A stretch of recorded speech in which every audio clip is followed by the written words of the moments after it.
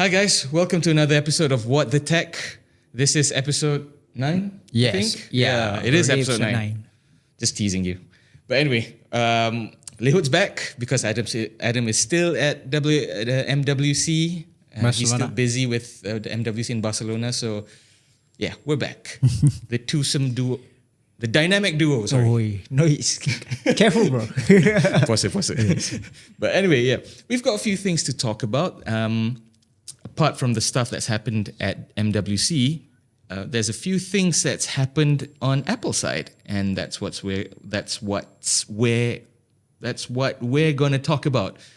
Yeah, Pause has really got into me this time, man. But yeah, so all right, let's start with what happened at MWC. Wait, that kind of sounds sus, but no, nothing really bad happened at MWC. Yes. But there's a few things that's interesting that happened at MWC this time around. So the Xiaomi 15 series was launched, which includes the Xiaomi 15 and the Xiaomi 15 Ultra, which is Xiaomi's latest flagships, and they're quite interesting. Yes. What do you think about them? Yes, for me, Xiaomi is since last year they always like deliver in terms of their new photography since they are collaborating with Leica. Yeah. So yeah, I think it just like although they released the new phone, but from what I saw in what's Adam's video, which is his hands-on, I think the exterior looks quite the same. It just stays like that. Maybe they say it's a little bit curved here and there, but I think from the outside, still looks the same. Yeah, I think it's kind of a trend because that's kind of what people commented on the new Samsung S25 devices, saying that they look the same from previous gen. But honestly, I don't necessarily think that's a bad thing because, I mean, they've kind of hit sort of a peak with the 14 and 14 Ultra. So I think the best way to go is not to like overreach, with their specs and whatnot, but instead refine what made them good in the first place. So I think Xiaomi has that same idea, hence why the design is pretty much very, very similar with the last generation. And to the point where I think it's kind of interchangeable. Yeah. But one thing about the design of the Xiaomi 15 series, I think the regular one, they quite improved on the camera bump. Yeah. They used to have like big camera bump with like with very rough edges, like thick with double C's. Yes, but not right now. I think they say it's like volcano shaped design. But for me, it's like I love things like that with a slight curved frame. It's very good on your hands, and it's very comfortable. Exactly. Yes, with the I think it looks like a matte back finish, so that's sealed the deal for me. Yeah, matte back finish. Overall, I think it's like they didn't change so much, but it's a good improvement. Yeah, exactly. I think right now, technology in general has plateaued somewhat in terms of like a lot of manufacturers can't actually go beyond whatever they've already produced. But instead, I think the next best step forward is to refine what made them good in the previous gen, which I mentioned just now. Yeah. So I think I don't really see a problem. Like a lot of people are complaining about it, saying that this year's phones are it looks the same as last year's phones. Yeah, sure, it may look the same, but does it perform the same? I think it's better to have good performance rather than changing the design like super drastically. But performance wise, not so much. So I appreciate manufacturers like putting their resources on improving what worked. Like how okay, let's see how Samsung does it. Like they improved on their AI, and I think a lot of manufacturers are doing the same, which Xiaomi is also doing the same. I think they putting a lot of resources and a lot of attention to AI nowadays, and the software experience. And I would say, I'm totally on board with that. Yeah, so what do you think? I think there's not much to talk about the regular Xiaomi 15. I think it's more on the Ultra, right? Yeah. The new lens improvement. Yeah. So I feel like what I love with the recent update on the Ultra is like one of it is the 200 megapixel telephoto. Oh yes. I think they realized like people actually use telephoto a lot. Yeah. Not for like you want to zoom or to stalk somebody. It's just like you can frame better to take like street casual photography, right? You just want to zoom something from far away. Yeah, true. From what I saw, the sample image, it's quite amazing. Yeah. Which is, I think that is the next big thing for smartphone cameras. They already like have peak performance on the main lens and their ultra wide. How much details you want, I think. Exactly. Upgrading on the telephoto is, I think, a good move. Yeah. I saw the one that Adam posted on YouTube.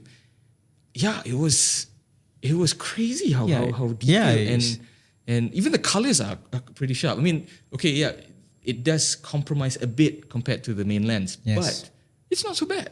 Honestly speaking, it's not so bad. And you know, with the power of photo editing software, I mean, you can definitely bump up the colors, the details, no problem. And I think that it's also useful for if you go to concerts a lot. So now you don't have to like spend on those your tickets, extra expensive tickets just to see your favorite artists close up. Just use your camera. Just use your camera and man, that's crazy. Maybe you can just improve on the recording. It's just software things. I saw like fellow creators, I think Izwan posted about like his Samsung, when you're getting a Samsung have this feature of audio zoom or something like that. When you zoom, you can like actually listens to the voice much more clearer. I think that's the next some small tweak they can add, right? Overall, I think that's the good thing about the Xiaomi 15 series. Now they already add Gemini to the phone, which is I think about time for all flagship have this kind of like, I would say, generic AI functions, AI writing, speech, the circle to search. I think it's a good thing. It's just becoming the standard, which is a good thing for consumer like us. I think Gemini has helped a lot in terms of like improving the overall usability of a phone. I mean, it's exactly how we imagined watching like sci-fi movies from back then and whatnot. Just use your phone to say, oh hey Google, just blah blah blah. Just set a date for dinner or where.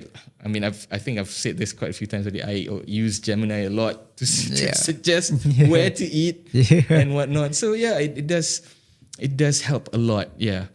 And the good thing is the Xiaomi 15 and 15 Ultra is actually available in Malaysia now. It's open for pre-orders now. And the Xiaomi 15 starts at 3,499.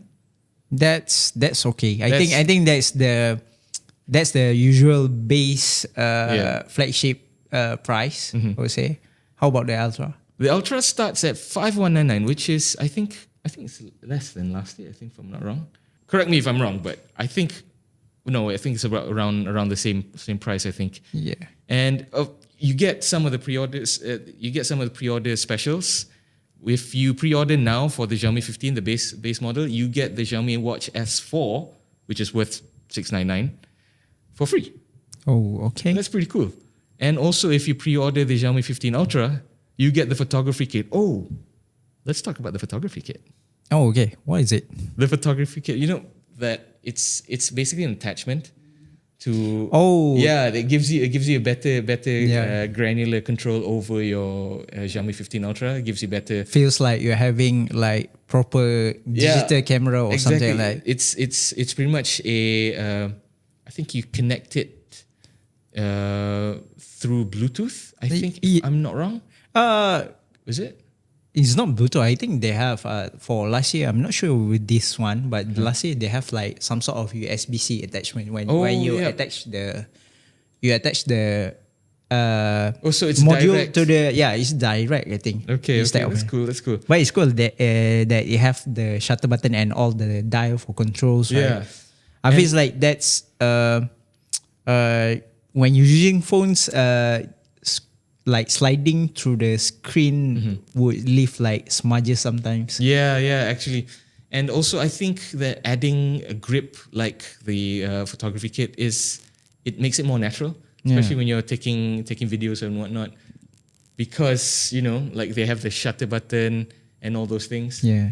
So speaking of the shutter buttons, apparently this time around the photography kit has customizable shutter buttons where you can like unscrew and screw and unscrew different types of I see different button designs, which is pretty cool. I mean, it's one of the little things, but sometimes the little things count. Yes, correct.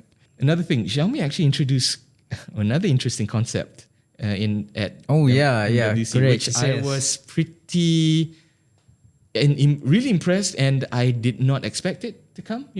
Because it's a modular lens. Concept, which is pretty cool, honestly. Yeah.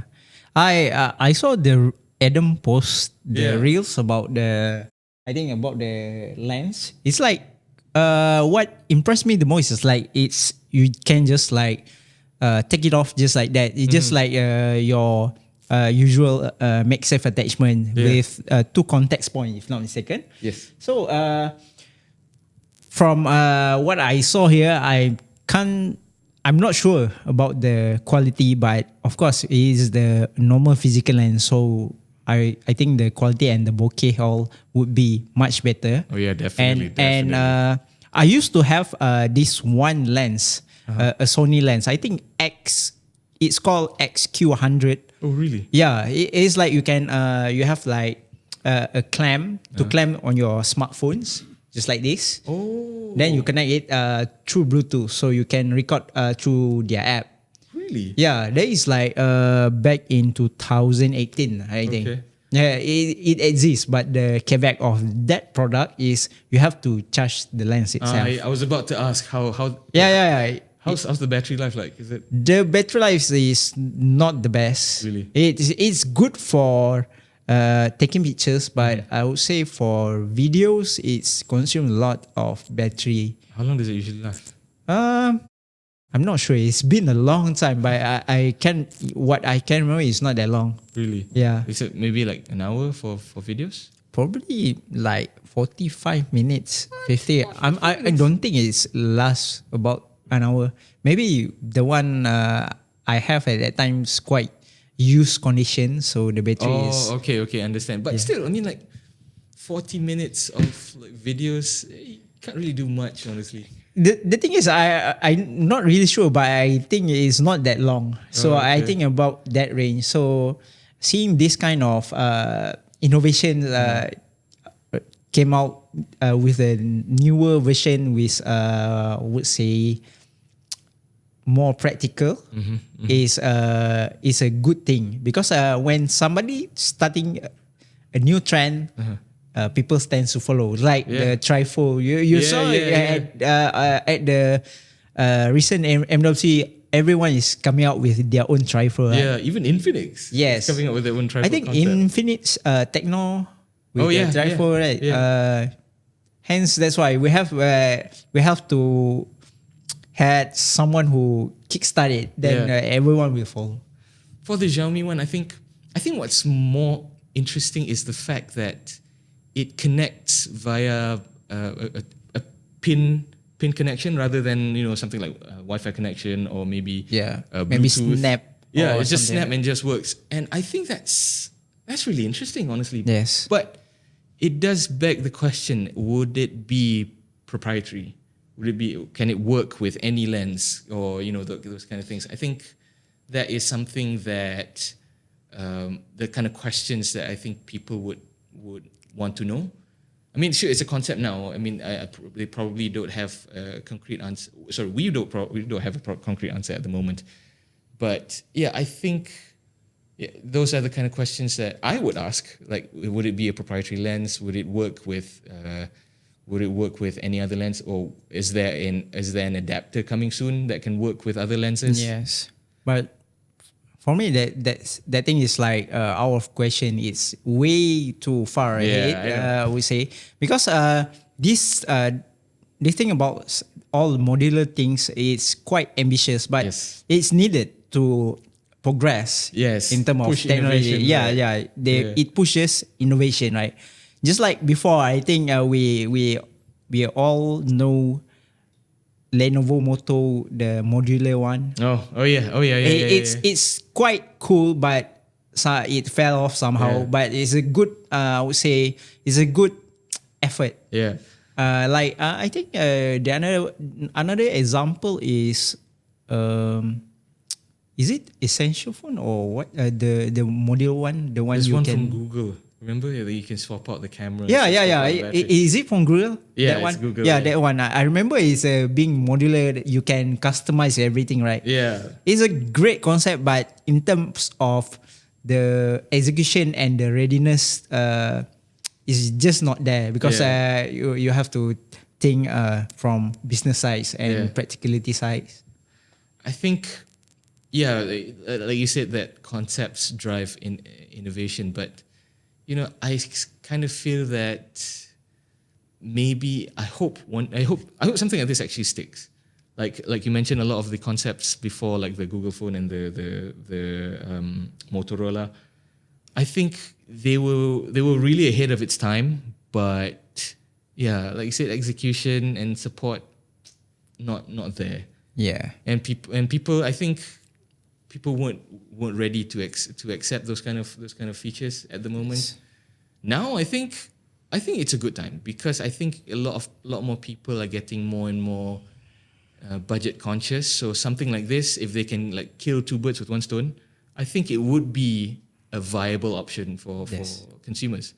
So and it's not just Xiaomi that did this. I think Realme also did it. Yes. Realme, but it's a completely different. It's similar, but it's a completely different concept at the same time. Yes. Whereas Realme's is more of you attach attach the lens straight to the camera, straight to the phone's camera. So it's different from this one, where you basically connect the phone, connect the lens through the phone pins, through pins. Through pins. So this one, for that one, it works more like a traditional camera, where you just place different lenses on the sensor. So I mean, it's an interesting concept, and I do think there is a future in this. Yeah.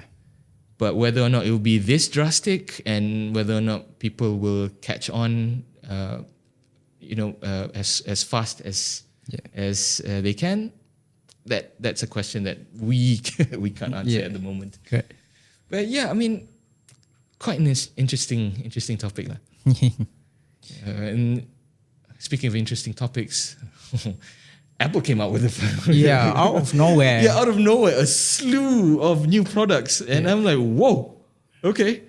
By the time I saw the press release, everyone posting about the press release, I was like, wow. Yeah. Well, it's so sudden, in the middle of the night. Like Adam literally just texted me, okay, get ready tonight. There's something happening. I'm like, oh, okay. So I was like sitting and waiting, and I'm like, okay, what's happening? Okay. They announced the Ultra first, is it? They announced the MacBook.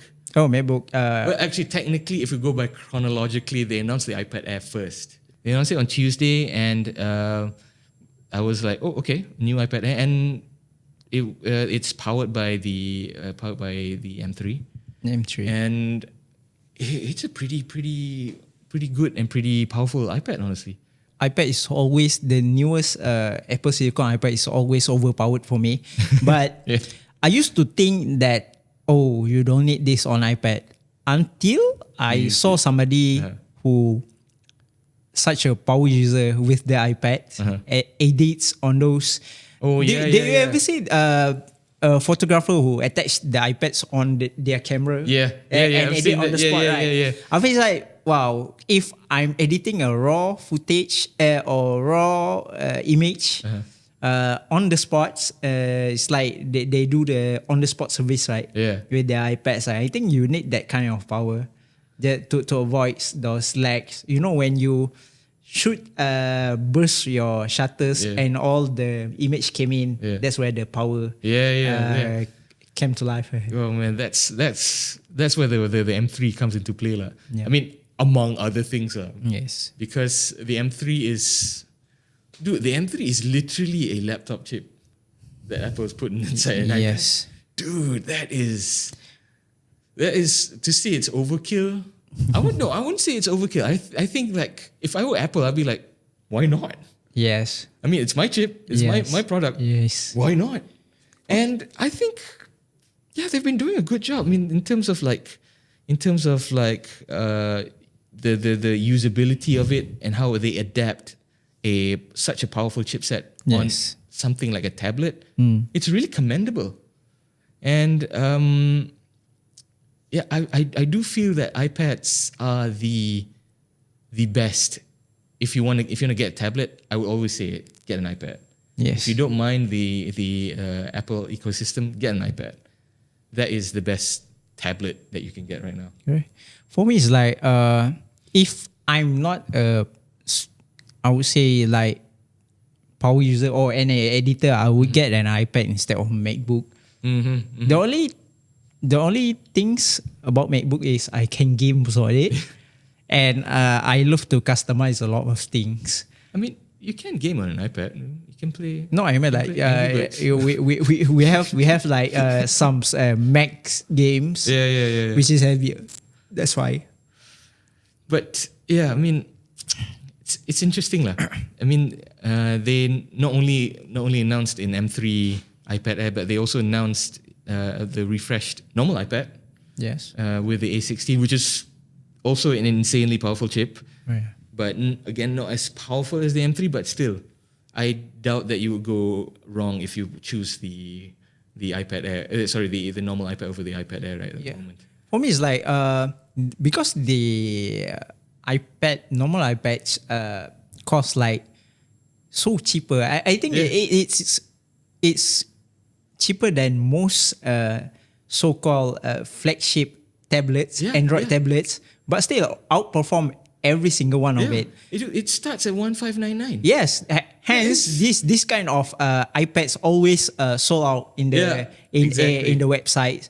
I always recommend this to all my friends who want to try, because the question they always give me is like, is this good enough? Is this powerful enough? I say this is good enough. Don't let those spec sheet fools you. This is powerful enough for your work. Because at the end of the day, what you do, you don't get much. You just want something smooth to open, something powerful, smooth enough to open your works. Didn't lags. Yeah, exactly. Extra storage. I think that's good enough. Yeah. And moving on to another thing that Apple released, I think this is kind of like something that people have already expected, and kind of it's more like an open secret kind of, like the new MacBook Air.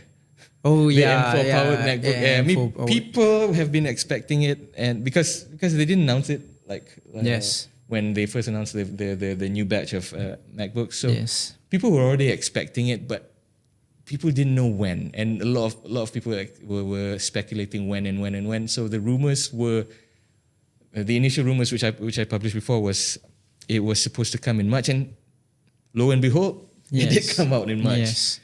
And the MacBook Air is also another piece of powerful tech. Yeah. I think the most interesting part about this MacBook Air is how they price it. Starting from 4,499 ringgit. What a good. Which is what a good price. Yeah, exactly. I remember back then is like 2020 or 2019. I thought you wanted to say 2,000 ringgit, and I'm like, no. back in 2020 How long ago was that? or 2019, I bought the MacBook Air, the Intel one, for like the cheapest one is like 4,900 something, like that.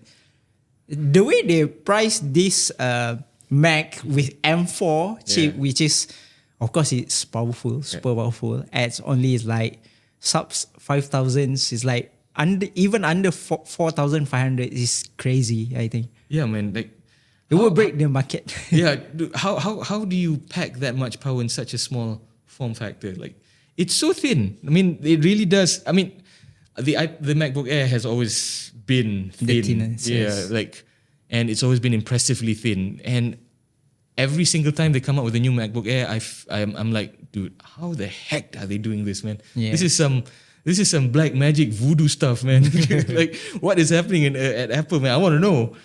Hey, here's the thing about it. Can you names like a Windows laptop that as thin, as powerful, under 5,000? Not even under 4,500, under 5,000. Yeah, I mean, I bet you can't find any productivity laptop with that kind of form factor. I think in terms of form factors, I think Windows laptops are catching up. I mean, like the recent Asus A14. Yeah. This Asus A14 is pretty much the lightest laptop in the world at the moment. But in terms of the price? In terms of price, it's comparable.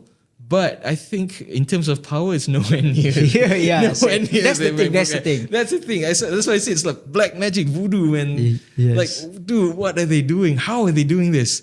But yeah, I mean, I think a lot of people is like usually ask tech review like us. The most asked question is like, doesn't it become hot? Doesn't it become hot? Is it good enough compared to the pros? Why don't you spend a bit to buy a pros? And I think that's the two questions. My answer is always, myself, I'm using the MacBook Air M2, not even the M3, the M2 back then, editing 6K videos on the trains. It could last for a long time. That's crazy. I think my journey to office on train is like 1 hour plus. I still can edit through smoothly without having any battery issues. Oh man, that's crazy. That is so. If someone asks me which should you buy, get a Pro only if you a gamer or you enjoy those high refresh screen rate. Like me, I game a lot. That's why I use a MacBook Pro instead of my old Air. And if you're traveling a lot back and forth, I think maybe you have to go shoot on site or maybe go to event coverage or something. Just get a MacBook Air. It's huge difference in terms of weight and the form factor. Well, you heard it here, folks. Get the MacBook Air. Just get the MacBook Air. Because if you dub us, at least I can assure you, I edit 6K Blackmagic raw footage using the Mac, and it's M2, not even M4. So just get the M4. Okay, big claims right now. But Apple also released the. Speaking of the M chips, Apple also released the new M3 chip.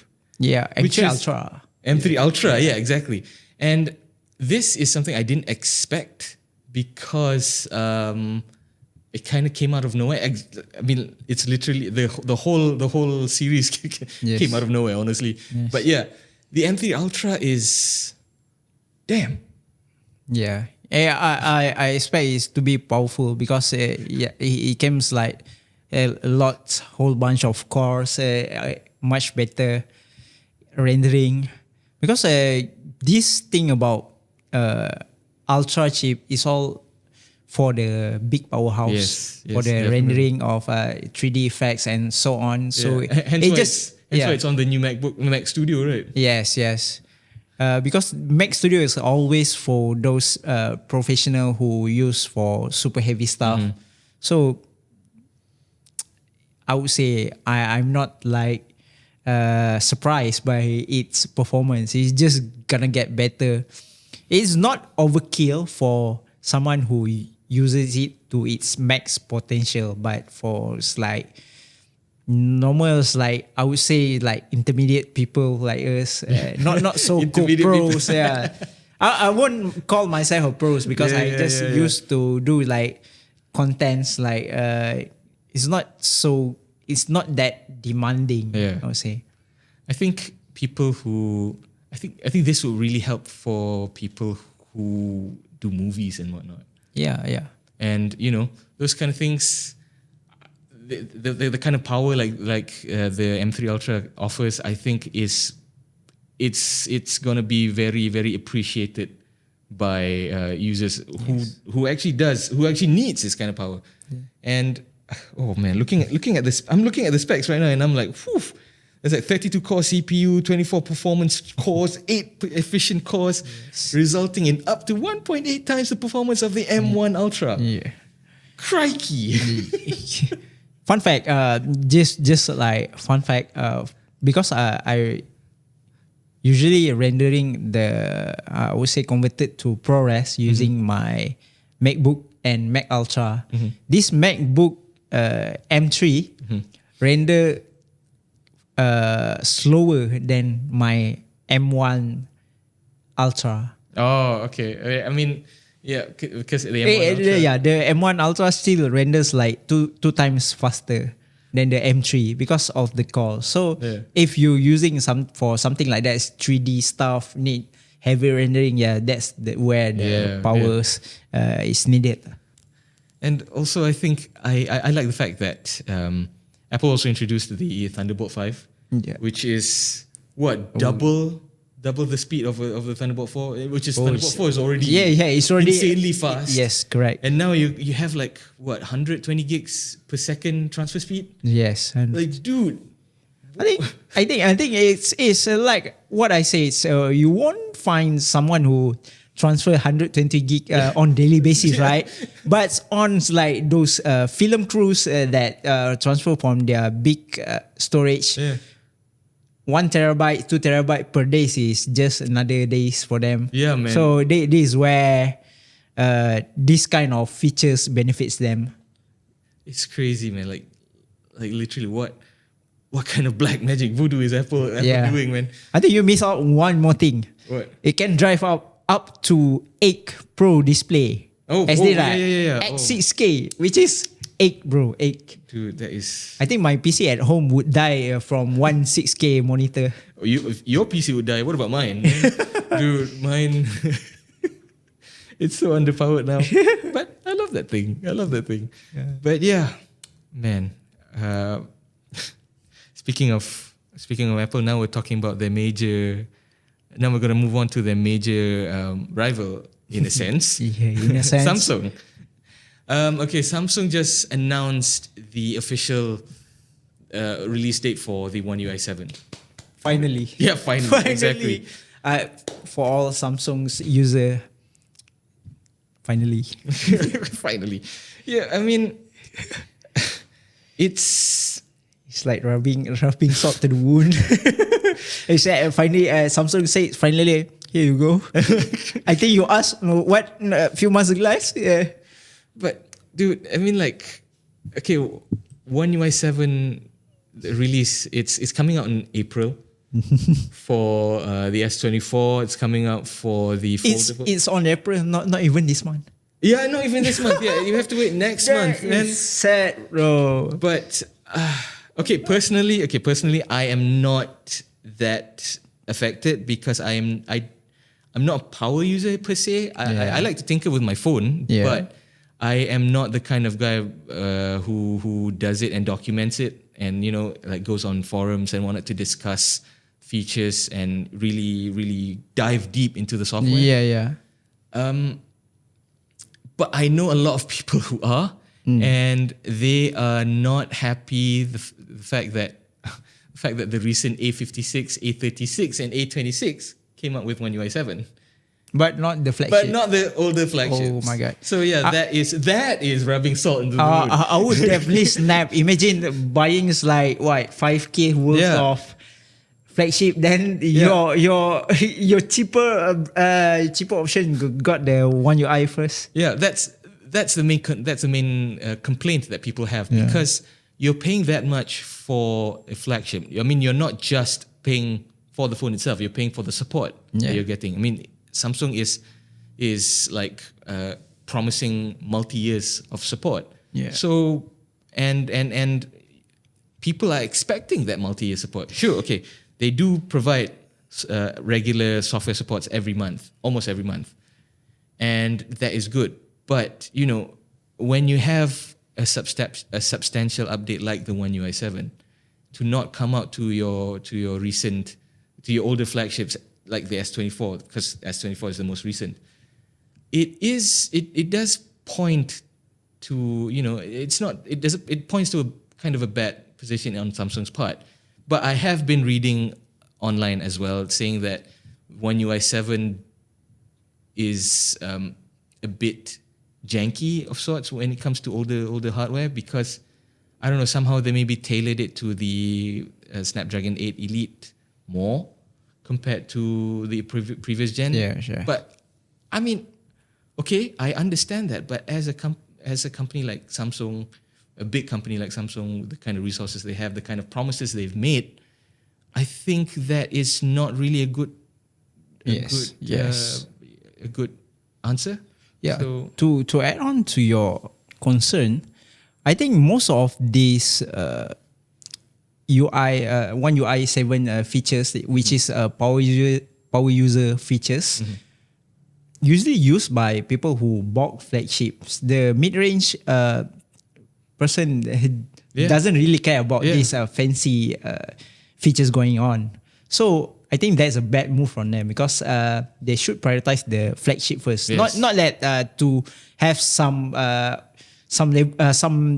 type of discrimination, but I would say from my own experience, if I'm using a mid-range, I usually don't bother much with the extra stuff. Yeah, I would look at more like if I can game with this phone and whatnot. I mean, with the battery life, I just want go through the day smoothly with the phones. That's all. Yeah.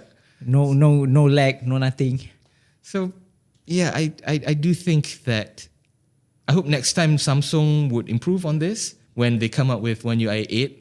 Yes. And don't leave it too late like this. I mean, sure, okay, you do need to do a lot of R&D and a lot of trial and error testing and whatnot. But you've already promised that kind of support, so customers will expect that. Yeah, great. I hope Samsung will improve. Yes.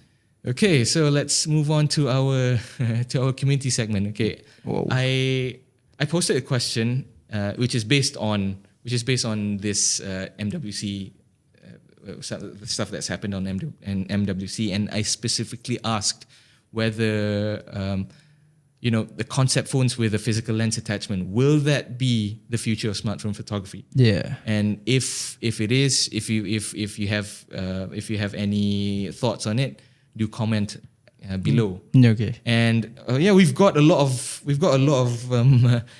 good comments, honestly, and the engagement is pretty good. So basically, okay, let's start.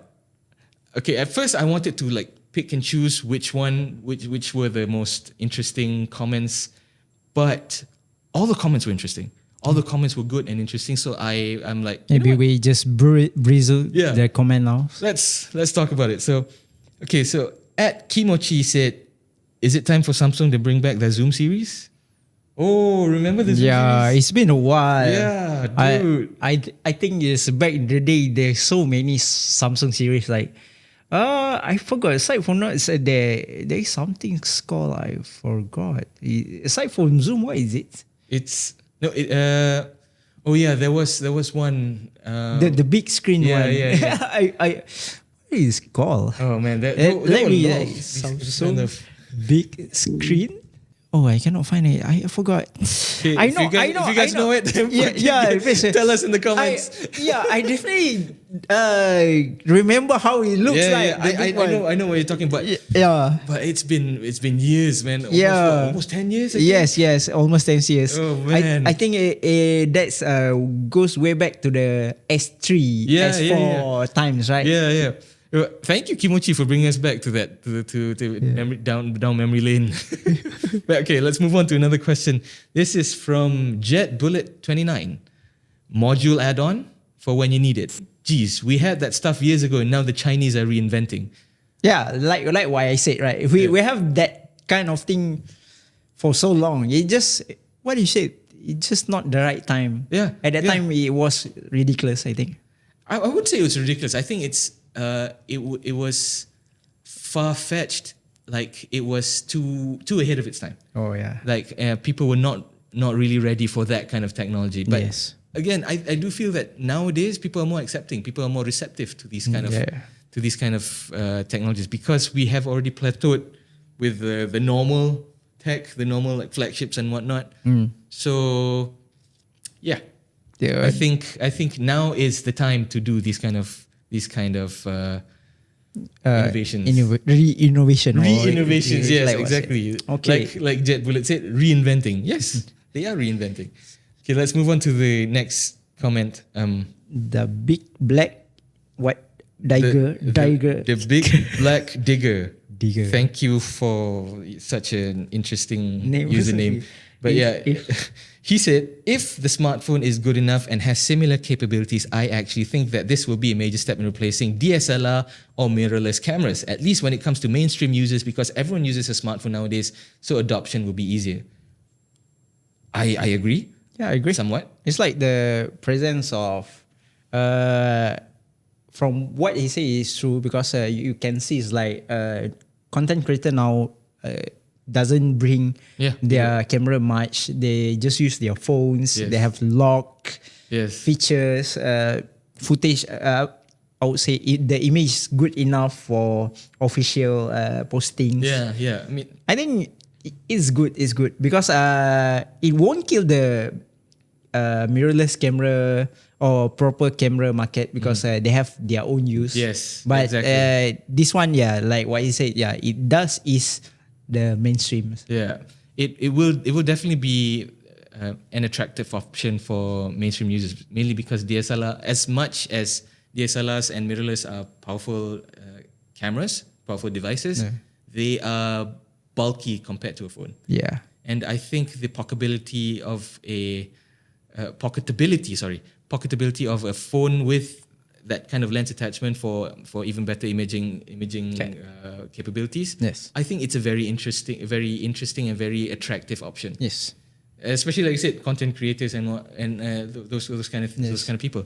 So yeah, good point. The big black digger.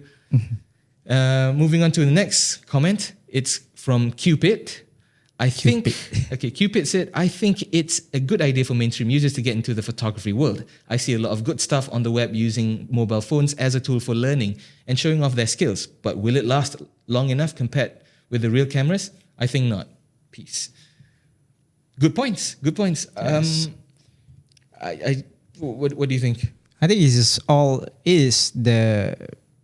it's a good point because things like this, I would say, depends on the hype, I think. Because while the hype is there, everybody is using it. But after sometimes people tend to so lazy.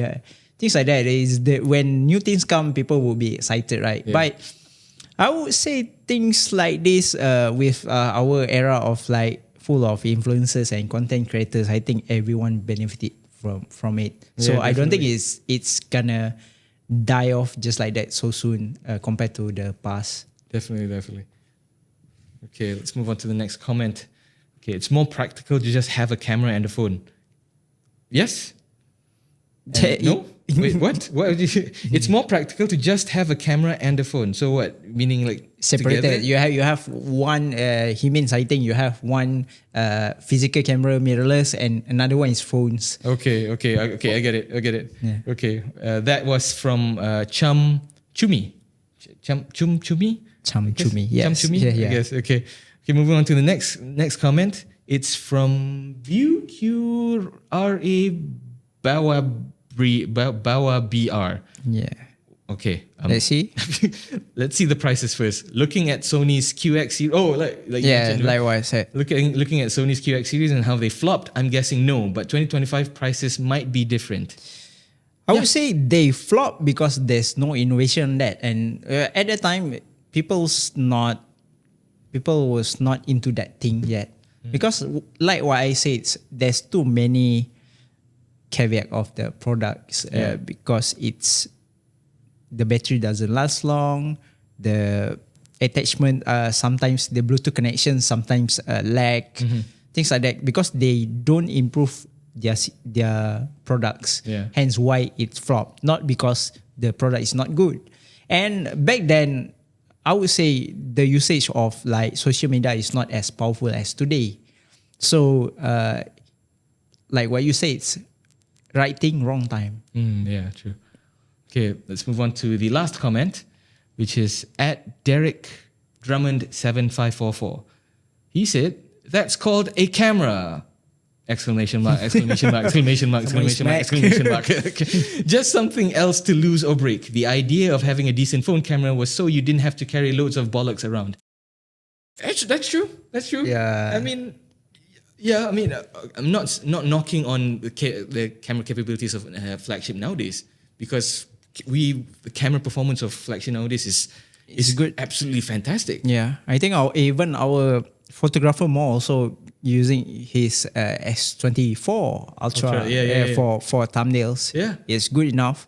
So we don't we're not like denying that, but for me, I feel this lens attachments will serve. Enhance. It's more like enhancing. Yeah, enhance and serve as like emergency options. Yes. Maybe it's one day you forgot to bring your camera, maybe your lens mess up or die midway, because those things happens when you don't expect it the most. It can be a good stopgap alternative lah, basically. Yes. Yeah. Okay. That's quite an interesting comment section this time around. Yeah. So keep it coming for next one. Yes, please. Really good comments. Yes, please. Okay, so that's all we have for today. And before we end the episode, let's talk about some of the videos that we've released this week and some of the videos that will be coming in the recent days. So we've been we're kind of back in the groove basically, and it's more we've got a lot more videos on the slab right now. And we have Adam recently released a S25 Ultra video where he took 1,000+ videos and photos to see how the camera actually works, how the more in-depth look at how the camera works. And I have to say it's pretty impressive, but if you want to know more, go check out our YouTube channel. It's pretty detailed. It's very detailed. It's very detailed. Yeah. So Adam really put the S25 Ultra's camera through the ringer, basically, and you'd be surprised at how well it works. Right. And the next video is a hands-on video of the new Xiaomi 15 and 15 Ultra. Yeah. And Adam was really blown away by the camera performance, and safe to say, I was also quite blown away by the camera performance. And again, if you want to know more, do check out the video. It's already up on Adam Lobo TV YouTube right now. And we also have... we didn't mention the Nothing Phone this time around. Yes. Feels like we've been mentioning it for a few episodes. But we did an unboxing, a chill unboxing of the Nothing Phone 3A in blue. And I have to say, the blue color is nice. For me, because we're too used to the white and black. Seeing it in blue is like something nicer. Yeah, exactly. And I miss the times where, like Honor did with their Honor 8. Yes. Oh, that blue is Chef's kiss. But yeah, okay. So that's some of the videos that we have already posted up this week. But we also have a few coming in the next few days. We did a review for the Marshall Emberton 3 Bluetooth wireless speaker, as well as the Marshall Minor 4 wireless earbuds. If you know the Marshall brand, you know that they are quite popular in the speaker space. And also, their call to fame is actually amps, like guitar amps and whatnot. So, and of course their aesthetic, I would say. Yes, the aesthetic. You can find all the Marshall speakers and audio stuff in the cafe. And exactly. It's damn near recognizable. Basically, you see the speaker and you know, okay, it's a Marshall speaker. Yeah. But yeah, that's one of the videos, and we also have another video where we pit the Nothing Phone 3A against its predecessor, the Nothing Phone 2A. So stay tuned for that to see how it goes. So thank you so much for tuning in to the 9th episode of What the Tech. We're coming up to a 10th episode next week. Very excited for that. And thank you so much for tuning in. And if you have anything to tell us, or to add on, comment down below. Yes. And we read all our comments. Yeah, Adams will be back. Adam will be back next week. Yeah, he'll be back from Barcelona, and I'm sure that he has a lot to talk about. Yes. From MWC, and stay tuned for that. So I'm Syed. I'm Yehud, and this has been What the Tech, episode 9. Goodbye. See you next week.